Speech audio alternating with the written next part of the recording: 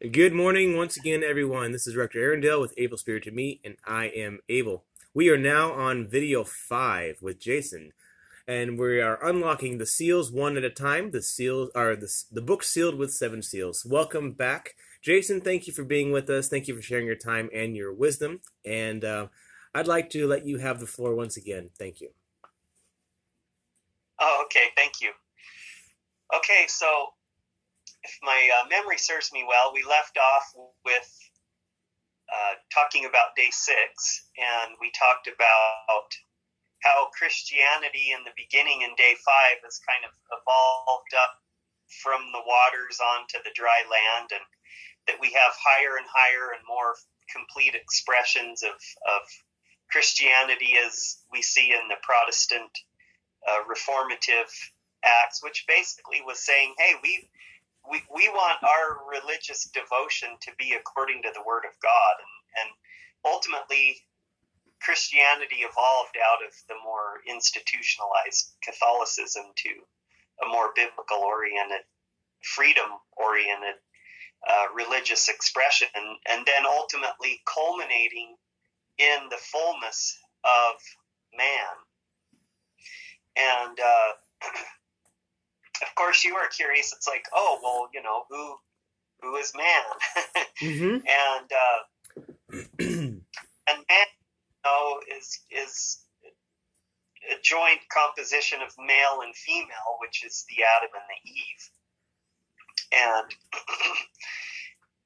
And so when we talk about Adam and Eve, just to remind of the previous concept I introduced of a body of flesh and bone, and that's alluded to several places in the Bible, and the evidence is quite clear that a flesh and bone being is a greater body composed of multiple individuals joined together in some fashion, that this group takes on its own kind of superconsciousness, super identity, and that it is in fact its own sovereign being. And that's why, like, for example, if and according to God's law, if adultery takes place, it's actually the death of a being. It's the death of a patriarch, and that's why it comes with such a high penalty, because it actually is a form of taking of life. Okay. And so when and it's interesting, you see God doing things like what I introduced, as far as like Noah being a group of people. Right. God names these bodies, anthropomorphizes them as if they're individuals, and I say as if they're individuals, but they truly are actually individuals. Human beings become like cells within a body, and literally it is a living being, and God does, people say, oh, it's like an analogy, but in truth, it is actually a sovereign being with its own eternal identity, and that's why things seem to repeat in cycles, because just like the human being, you have 2 eyes, 2 ears, nose, mouth, all these flesh and bone beings also are literal creatures, and they have their aspects of how they live and how they function and how they're structured, and so it kind of gets into they have a certain geometry to them. I know that geometry and numbers are a really big thing in the Eastern text as well, and you see it throughout the Bible as well. And another example of how God uses this is in Ezekiel chapter 23. And at that time in the history of ancient Israel, we had the division between the northern and the southern kingdoms. And Jehovah says, okay, these are sisters and they're my wives. And he names the northern kingdom Aholah, and he names the southern kingdom Aholabah. I hope I'm not butchering those names, but I wouldn't know. And so, this drives people crazy when I say, did you know that Jehovah was a polygamist? He had two wives, and really is all it means is the northern and the southern kingdoms of Israel. But he personified them and then charged them with infidelity against him and pronounced upon them their punishment, which was to be stoned to death with stones. Got it. And that's when Assyria came in and wiped out the northern kingdom and scattered them into oblivion, as if they're like a dead body that's, the pieces are, spread everywhere. Mm-hmm. And then later on, Babylon comes in and destroys the southern kingdom. And that's because these wives were unfaithful. They committed what I call ecclesiastical adultery. But this gives another example of God anthropomorphizing a collective of people as if they themselves are an individual. And that's a really important concept, because God doesn't just use it, for making a point. He's actually does view them that way. Okay. That he does recognize these bodies of flesh and bone. They have their accountability. They have their own agency. And if they, on the collective scale of things, if they break laws, they're subject to consequences, just like we as individuals are. Mm-hmm. And so when you kind of open your eyes of understanding to acknowledge that there are living beings that are sovereign entities of intelligence and soul, and that we're merely like cells in the bodies of these beings, mm-hmm. that unfolds and opens all kinds of ability to really make sense out of these sacred texts. And to me, it seems that this concept is quite universal. Okay. And that's why when the Elohim speaks, he speaks as one. It's a collective, but it's also a composition of multiple individuals who form that composition. And in essence, when you think of who and what God is, this is what gives us that closer understanding. Whether you think we can fully understand God or not, but the more fully we can understand God, the better. Right. And so that's one of my aspirations is to understand things to the greatest extent. And so in day 6, so now we're talking about man, which is Adam and Eve. Again, we're talking about these collectives that are personified. And these are literal, actual beings. That this isn't just, Adam is the person Adam is a symbolic representation of this greater entity of intelligence. Mm-hmm. And so when Moses was near the end of his ministry, he prophesied and told the children of Israel, he says, you will corrupt your ways and you're going to be in a big mess, more or less. He says, but the time will come when a prophet like unto me will come and basically restore and make things new again. Right. And so there's this understanding that there would be a prophet like unto Moses. And in fact, what Moses was prophesying of was what ultimately would be when the new Adam and the new covenant and the new world and, all of that stuff plays out. Because Israel would be scattered and like a dead body, and then gathering Israel back together again and establishing this sovereign political entity that is subject only to God and his laws. That's ultimately the restoration or the resurrection of God and his people. Okay. And that culminates with what ultimately becomes the new covenant, the new Adam and Eve, and the new world. And that's when the Father's kingdom, because we know Adam was a prophet, priest, and king, and that God gave dominion over all these other creatures to Adam, right? He said that the fish, the fowls, the creatures, the beasts, they are under Adam's dominion. Right.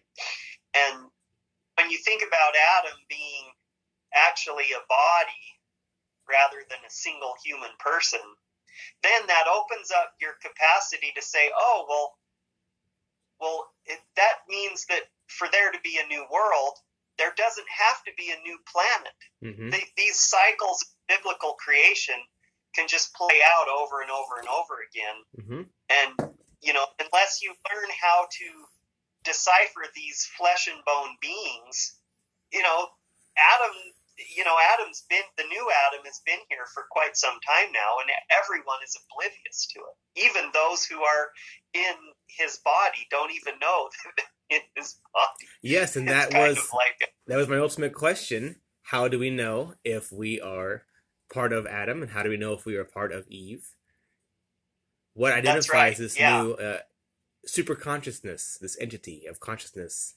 Well, yeah, and ultimately, there's people that this is where it gets into some really, people are going to think, oh, this guy's, there's... Well, that's why we're here, because it's a new perspective, so it's okay. Let it fly. Does this guy need to get, checked out? Maybe we all need to get checked out. But right now, because I opened this knowledge, in 2008, and I had to keep a lid on it for the most part until 2017. And so, and I haven't really gotten any big breaks on people paying much attention to, most people just think I'm a nut job. But, so this knowledge, eventually it's going to catch on, and people are going to be like, oh my goodness, I had no idea. And so right now, all these bodies, the fish, the fowls, the beasts, the creeping, crawling thing, nobody knows where they are at in the grand cosmos of Elohim, because they don't even know this whole concept. And so as it is right now, you asked, who are these people? And the first thing I say is, these people don't even know who they are. They're not self-aware as a flesh and bone being. They just think of themselves as an organization, and they're doing the best they can, and they're oblivious as to what their identity is in the grand scheme of things. I mean, that's the ultimate, whether or not you believe in reincarnation is a reason why the Hindus believe that you're unable to remember each lifetime, because part of your reason to be alive is to figure things out again, figure out your identity and where you fit. So, I mean, it makes sense to me, yeah. Yeah, all of what you just said has its way of being expressed, and it flows out of understanding this sealed portion paradigm. Okay.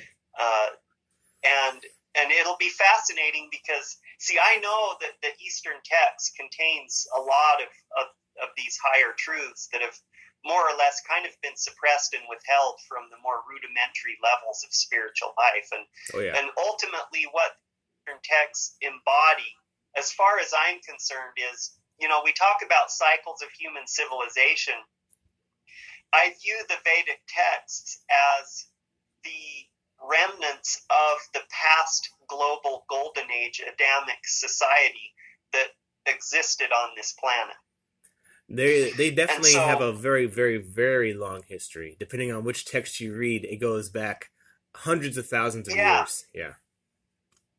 Well, there's that. Yeah, they address cycles on a more galactic and exactly. Even intergalactic scale.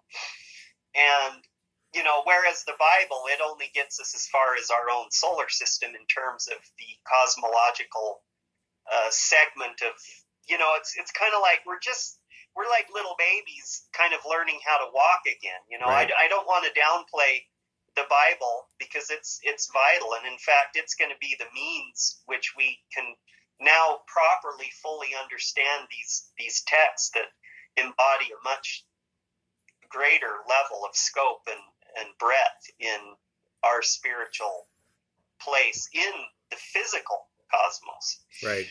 But as far as the Bible is concerned, it's just teaching us the gaga goo goo of human civilization. Sure. So, and, 'cause we're on the front side of a new global golden age, basically. right. I could kind of sense that's what we're getting at. Yeah, and once we get there, then, after who knows how many centuries of, you look at what we've accomplished and where we've come in just the last 100 years in terms of technology and understanding, and, it's pretty mind-blowing. Well, where are we going to be in another, 6 or 7 centuries after we actually overcome, how it talks about Lucifer is cast down and the Father and the Son regain their kingdom and victory and, all of that stuff. Right. That's what we're right on the of, actually. Yeah. So I know you're probably going to get there, but I'm just dying to ask, how do we know? I know we're all unaware right now, but how do we know if we're part of Adam or Eve? The truth of the matter is, nobody really actually knows definitively for themselves as individuals as of yet, because there is an organizational boundary of these bodies, but right now, the parable of the wheat and the tares? I think so. You let the weeds and the wheat grow together, and you tear out that's the one? Yeah, okay. Yeah, so what that kind of relates to is, currently these bodies, the flesh and bone bodies of Adam and Eve, they're very polluted. There's members within those bodies that are really not worthy of that station. Got it. Even though they're technically members of record, they need to be purged because they're not jiving. The spirit they're jiving with is not in harmony with the proper spirit of Adam and Eve. And yet then there's all these other people. It says that the tares choke the wheat. Right. And the breath of life, right? If you lose your breath of life, that's a spiritual death. Mm-hmm. There's people that actually are worthy and should be in these bodies of Adam and Eve, but because of the pollution and things being messed up in these bodies, there's worthy people that are branded heretics and unjustly kicked out. And so you've got parts of the bodies of Adam and Eve that are kicked out, and you've got stuff going on. This is where Christians talk heavily about the time of tribulation and the hardships, and Adam and Eve are who goes through this. If you read in Revelation chapter 12, it talks about Michael having a war in heaven with the dragon, and there's the woman who the dragon is after, and he wants to do in the man child, and right there, that's a key that man is, Michael and this woman, and with the dragon involved, what people need to understand is Revelation talking about the end times. It's simultaneously talking about the new beginning as well. And that's what we want to know about. Yeah. I think we should stop this video and start again right there. Oh. Yeah, we're at 19 minutes now. Okay, we can do that. Yeah. All right. So, awesome stuff, and we're going to start again in just 1 second. Thank you. Okay, good. Man, I got this intro.